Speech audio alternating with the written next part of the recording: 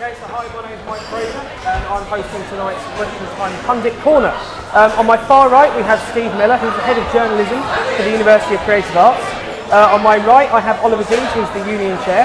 On the far left I have Jack White, who's the editor of the Stag newspaper. And on my left I have Jamie Fletcher, who is the School of Law and... what's the RO? He is the School of Law. Deputy Returning Officer. He is the School of Law. So it's going to be an interesting evening, so I'd like to kick it off with Jack, to start with you. What kind of sort of issues and topics would you like to see sort of brought forward tonight? Well, I think since I've been trying to get a feel of the ground nationally, I think that there are some big things coming off the horizon in the forthcoming year, particularly with regards to welfare. Obviously, with the ongoing recession, more people still going out to work. I think finance is going to be a big concern, not only as the fees change, but also as parents get more and more hard up on their savings for their kids. So there's that, and that, that has ramifications in the parent pocket and also in housing. So there's that, and I think mental health issues as well. That's something that's been taken on by some of these US candidates in the Okay, so I'm going to throw it over to the other side of the table. Steve, what would you like to see sort of coming forward tonight? I want to see clear blue water or possibly clear brown beer between the candidates. Because I think it would be very disappointing if we had, like we had last night, an outbreak of complete agreement. I think we need to see candidates who take clear positions so that we can see some good, sparky debate, and I think that will throw the issues into sharp focus for the electors tonight. So you've actually just sort of had a look through the manifesto for the first time, sort of just recently. Is there any sort of that caught your eye? Clearly we've got more than just two-way elections tonight. We've got 3- and 4-way elections. And I think it'll be interesting to see, picking up on Jack's point, what kind of differences we get between the candidates, between internal focus, internal issues, externally facing, outside facing national issues. It'll be interesting to see. Clearly we have candidates who've got experience as union office bearers, and we've got candidates who've come up from the grassroots. So I think we'll probably see the grassroots candidates play the cheap beer card maybe, focus on internal issues. More of a popularity contest. Or maybe a little more populist. We need to see how all that plays out tonight. Okay, so Jamie, as the Deputy Returning Officer, now I've got that right, what would you like to see from tonight's candidates?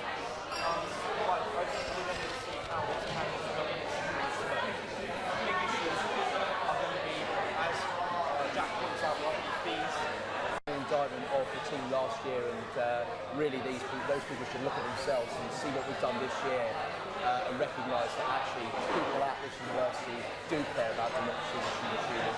And the way I call it is back to the Lissimos days of democracy. So that first and foremost is a refreshing change, which is really good.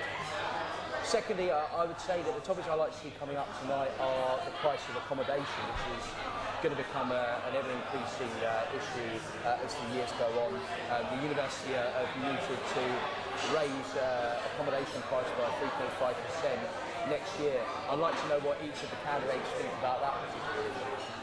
The other issue that I'd like to know what the candidates think about is the relationship with the National Union of Students.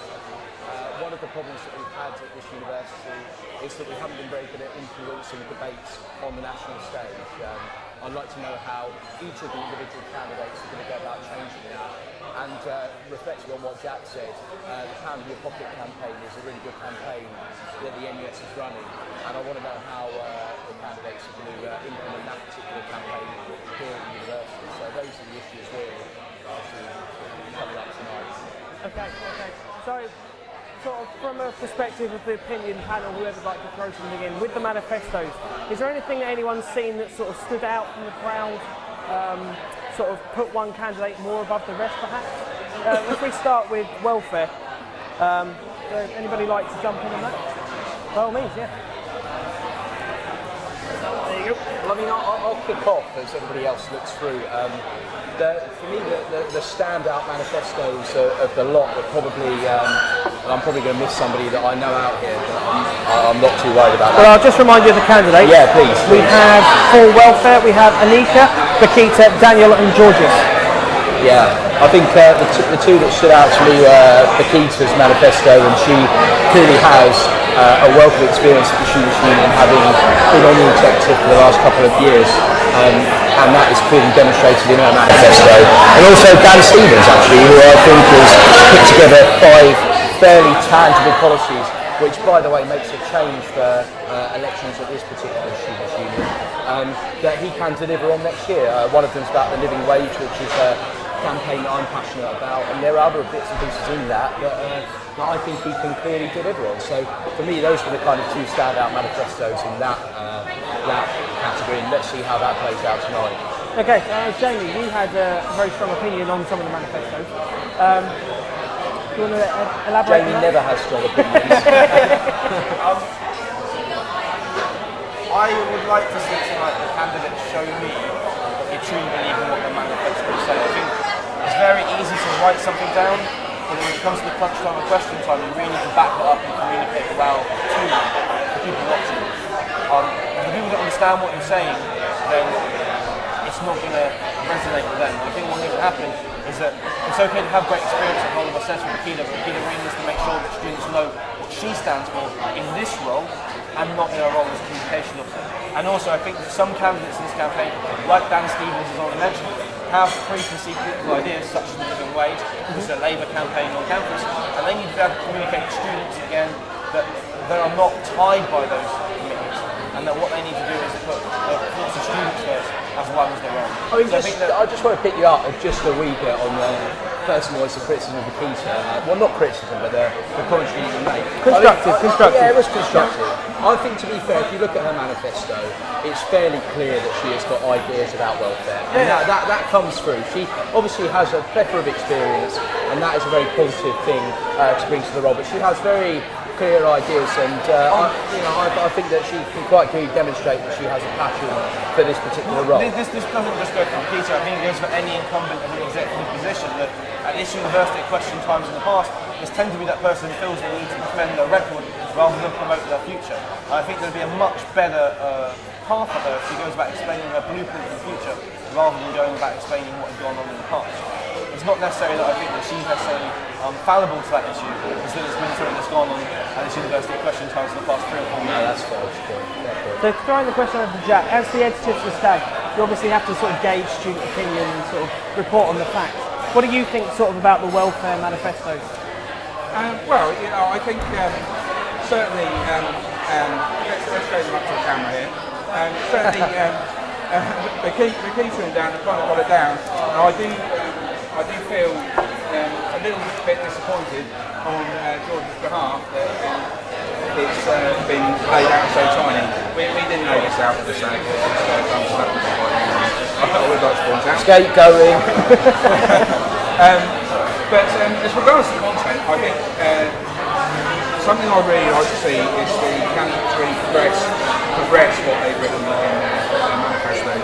I think they've all given some sterling examples of what they've done in the past, and I think that they've also demonstrated that they've got a good knowledge of what students are thinking about, and certainly in slightly more detail the Peter's gone into on the right here, and all these manifestos will be out for general consumption tomorrow.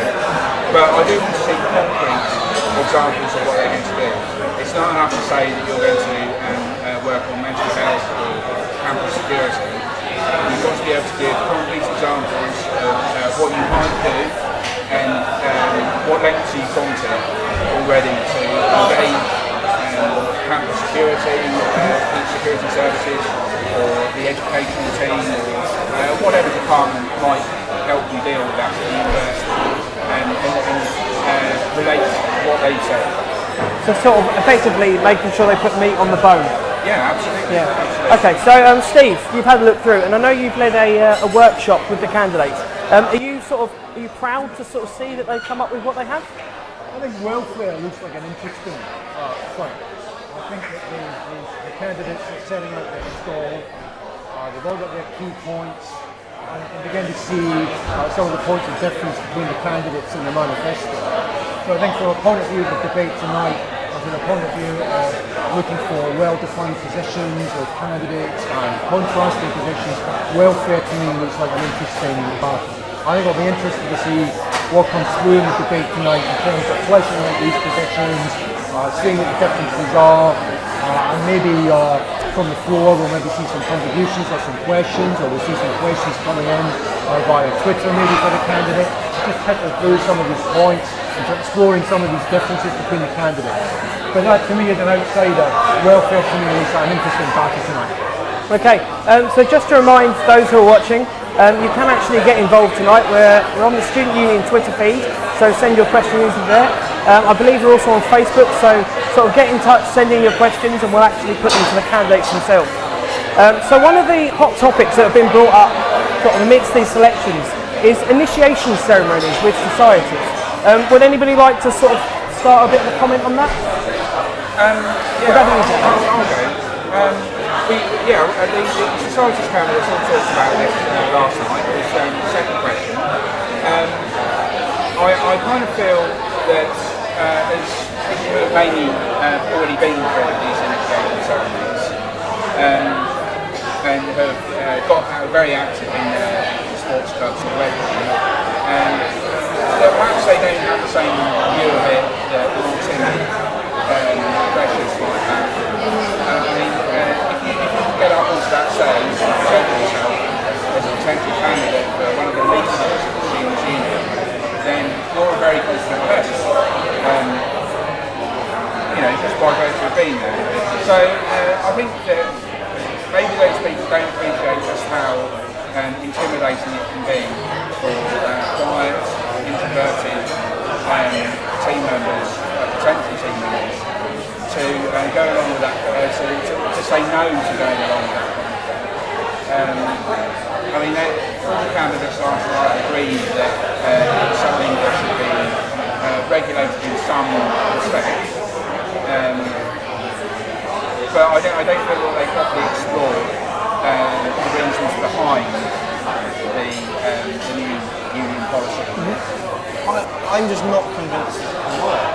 I'm not convinced that the union or the university has either the manpower or the will to go about solving the problem, because of the fact that how can you compel individuals? How can you force them to not do something they want to do? I mean, you can dress it up and call it an initiation ceremony, but students are going to go out and drink. And whether they call it an official ceremony or an unofficial ceremony, what the union should look to do is to hold companies liable and accountable for the consequences of their actions, not spend time worrying about regulating it from the beginning. Well, I've sympathised immensely with that view. I sat in on the discussion at the union set when we had this particular discussion on the proposal that was brought forward, and I think it's a case of the union being seen to be doing something on this particular issue. I think everybody acknowledges it's very difficult to regulate these types of initiation ceremonies at the beginning point, but we need to have a policy in place that demonstrates that we do not support certain types of activities, and if they do not go on, that is not in our name, to use that famous NUS phrase effectively, and that we do have a clear policy and a clear objection to it. So it's a case of being seen to be doing something as opposed to rigid enforcement, I would imagine. So with initiation ceremonies as well, they're not just a case of sort of they're possibly dangerous or over drinking. It is actually a closed off barrier to sort of certain religious people perhaps, or people who don't drink. Steve, have you ever come across anything sort of like initiation ceremonies or anything like that? We certainly don't have anything like that at the University for the Creed of Arts. I can give the viewers an assurance on that one. I'm astounded that you have initiation ceremonies here. It sounds like frat house parties or something like that. Whatever is South University thinking about, whatever it is, it should be banned. Okay. So another thing that's been brought up was the controversial question of whether GU2 should be closed down. Now I realise that sort of I'm representing Mag TV, and Jack here is from the Stag newspaper. So GU2 is the radio station. There's been issues where they haven't been reaching sort of as many views as they'd like, and it is quite controversial because people like GU2, but at the same time, without the viewer base, then there is sort of the issue of, is it worth money? So I'm going to start with you. thought last night, Mike, that the analysis was quite weak from the candidates. I think they took the two polar opposites. It needs to be closed down or kept open. I think what needs to happen though is just like any other society, and they're discussing last night about how we should distribute money from the union. We do need to look at GU2 every year. We need to ask ourselves, are we getting the bang for the buck? Is it worth what we're spending on it? And each year, it shouldn't be ring-fenced and kept separate from the union budget. And if it's only reaching for 3 people a week, the money given to that society unfortunately needs to reflect that. It needs to reflect viewership, it needs to reflect the skill set as discussed last night, but that's a delicate balancing act. It's not something that just will discuss on the basis that it needs to be closed down or kept open. There needs to be a balance stock in between it, and it needs to be given the money that it deserves. I just want to just to interject to that point. I agree entirely that the analysis was incredibly weak last night on GU2, and the candidates, quite frankly, were not interested in answering the question properly. GU2 is not just about the amount of listeners that it reaches, it's about the training opportunities that it provides. Many people, there's a girl that I knew called Hannah, went on and worked in radio stations. Andy Bale has gone and works in radio stations. It provides excellent opportunities for students to go out and to work in the wider media world. And I think the Stag does that as well to a certain extent. It does, Ollie, that's true, but I'm sure there are many societies that we could start that would help certain individuals develop certain skills where they could go and use them in the working world. But whether or not that's the correct use of uni money, if it doesn't benefit the whole student populace, I'm not too sure. But it provides the opportunity there. I agree with you entirely. This is what candidates should have been saying last night. We should be looking at why people are not taking up these opportunities. But that doesn't mean that the opportunity shouldn't exist. We should be looking at why people are not engaging with that forum, not, carte blanche say, boss, we're taking the money away, effectively, which was the weakness in the candidates last night. I'm going to interject and throw over to Jack, because I noticed you were shaking your head on some of the things that Jamie was saying. Yeah, well, I'd like to take a slightly different view. Both Ollie and Jamie. I think something that wasn't touched upon at all, even by Jamie's was that it's not just about the immediate skills that you get by learning to DJ or to produce or what have you. Part of the reason that you're getting into broadcasting or radio journalism or whatever it is you're doing, you're part of a team that is trying to relate information to other people. So it's not kind of good enough just to concentrate on the immediate skills, because the most important skill is for you to be able to relate the information to other people. It is a huge problem if any broadcaster or mass medium is not getting their message out, whatever that message is. So just let me finish here. You've got the skills side of things, but you've also got that particular skill which just wasn't covered. I think that was lost in a sea of kind of professional development. In terms of hard skills, you need soft skills as well. Yeah. I mean, my only point there is that I've been around Surrey a couple of years, and it's that it consistently doesn't get the message out. It's never had a great spike in membership, in people listening. It's never had a great spike. I mean, it's not that this team is particularly bad, though. It's not this team. In fact, this team, as they pointed out last night, have a great track record of improving the station. It's the fact that the students are sorry are consistently not tuning into this radio station. And it's not that it has to go, it's not that we can't offer some medium of learning new skills. Is that we need to always, every year, come back and rationalise the money that we spend. We can't just write a blank cheque because it develops some people's skills. There needs to be a relationship between it and the rest of the student body. And that needs to be improved. I hate to come in with the union line, but it's not quite a blank cheque. And the staff here and the VP societies, I imagine, engage in a pretty lengthy process of discussion about where money goes. So there is a rationale behind it. I don't know quite what that rationale is at the moment, but I'm sure it's a sound one. So they're very lucky on a radio station. see, not all universities, not all student unions have got a radio station or an AM license, which I think we are. So if you've got that asset, you should make the most of it. And I think rather than engage in a debate about whether to close it or not, you should really be looking at whether to, how to make the most of that asset that you've got. It's a very valuable communication medium. It can be a great medium to get people involved and informed about the union and get people involved in things like this. So you should do everything possible to try and keep it on the road and try and increase interest in it, I think. I agree. I mean, it's not, I don't think that the output's any good. The output's fantastic. It's that we need to find a way at Surrey that students correspond and respond to that and listen to it. And it just doesn't currently happen. It hasn't happened for a long time. So putting in a sort of a slightly different view, from my perspective, do you sort of think, well, I personally think maybe there should be more of a link between the three medias that are on campus, so that's GU2, Mad TV and the Stag. Do you think that would maybe help their case? Maybe if there was more promotion? I believe there's 14,500 students at the University of Surrey, and I don't know what the viewing figures are for the Stag, but I know for Mad TV we've got about 200, maybe like that. And 4,000. About 4,000, so that's still a lot of students that we're not reaching. So has anyone got any ideas quickly on... Of course they should. That's common sense. And any VP societies or whoever's responsible for that, the comms officer in the part-time elections in the future should be working bloody hard on it, to be quite honest with you. And we should be hearing from those candidates how they're going to do it. But we didn't get that last time. We just got waffle on why GU2 should be shut down or why GU2 should have more money for A defence of what GU2 is already doing. It was either no, it's bad, or they're doing great.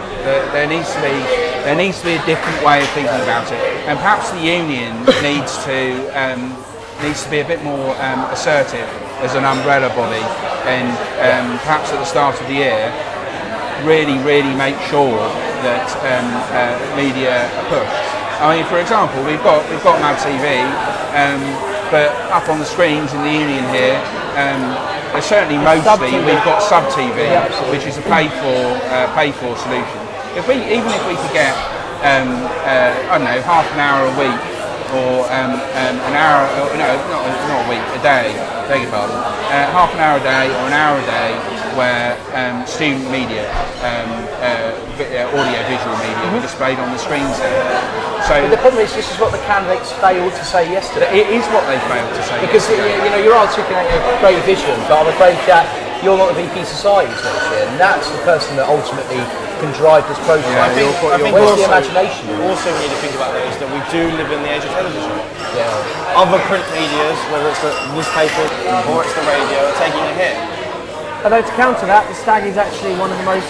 It is. And I must, commend the staff for doing an excellent job. It's been fantastic. So I'm going to completely change tack now, because we're going to be sort of actually interviewing some candidates in a second. One other point that's been raised that I'd like to briefly discuss is the sports park direct debit. So the question is, why can't students pay instalments? So I'm going to start with probably you, Jack. Okay, well, actually this is something close to my heart and something that I've spoken to Trung, the current VP Sports, about. There have been various ideas bandied about on how this situation can be solved.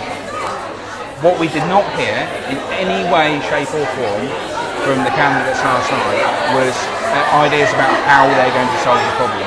It was exactly the same thing that we brought up with the GU2 stuff and the stuff before, that they were not offering concrete ideas.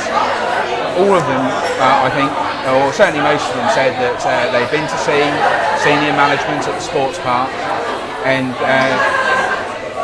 I've spoken to the sports park as well about why they demand the lump sum of £200 at the start of the year. And they just said to me, commercial reasons. It's not commercially sensible for us to accept termly or monthly payments. All the candidates agreed that we need termly or monthly payments, but none of them seemed willing to wield the enormous financial power that the VP Sports position holds over the sports club as representative of 6,000 student members. I'm going to pass out to you because I know you're itching to... I was also, similar to Jack, quite disappointed in the candidates. I thought that The lack of contextual understanding of the history of sports in Surrey was very weak. They all talked as if this Team Surrey idea was finite and existed all the time, whereas 2 years ago, the idea of Team Surrey didn't exist. There was no real ideas of how to move forward, and it was most evident in the sports park idea. I mean, none of them have even thought, or at least didn't show last night, that you can't graduate if you owe the money to university. So if you owe the money to university because you didn't pay a sports park membership fee every month, you're not going to graduate. There are ways and mechanisms already installed to stop you from defaulting on money to pay to university, and that would also count for the sports park. I mean, there are also other innovative ideas that you come up with. How about adding it onto the accommodation cost? You pay it on top of your bill every month. When you sign up for university, you simply tick a box saying £20 a month. Extra. Okay, so I'm going to have to cut you off there. I think we're actually now going to go over to Alan Roy, who's hosting tonight, so I will pass you over.